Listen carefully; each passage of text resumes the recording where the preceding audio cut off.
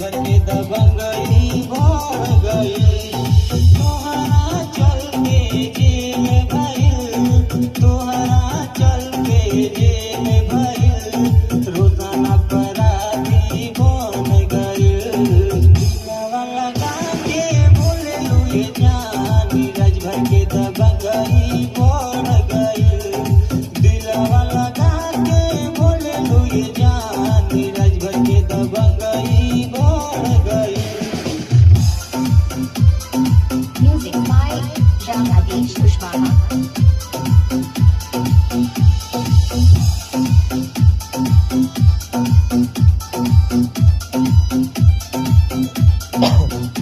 तोहरा चलते जेल से आईनी, पागल बना तू दिहलू। गोमुरे में दबंगई देखाईनी, घायल बना तू दिहलू।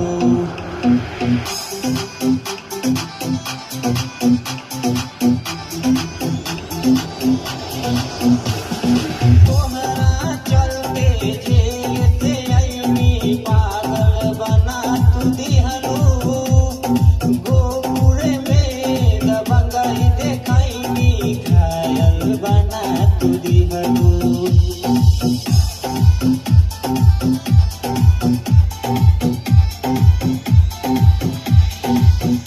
अपराधी बनली जब से जान, रतिया के सपना पूरा भइल। दिलवा लगा के बोले लुए जान, नीरज भर के दबंगई बढ़ गइल। तोहरा चलते जेल भइल, तोहरा चलते जेल भइल, रोशन अपराधी बन गइल।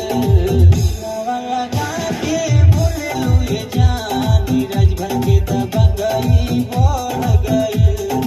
दिलवा लगा के बोले लुए जान, नीरज भर के दबंगई बढ़ गइल।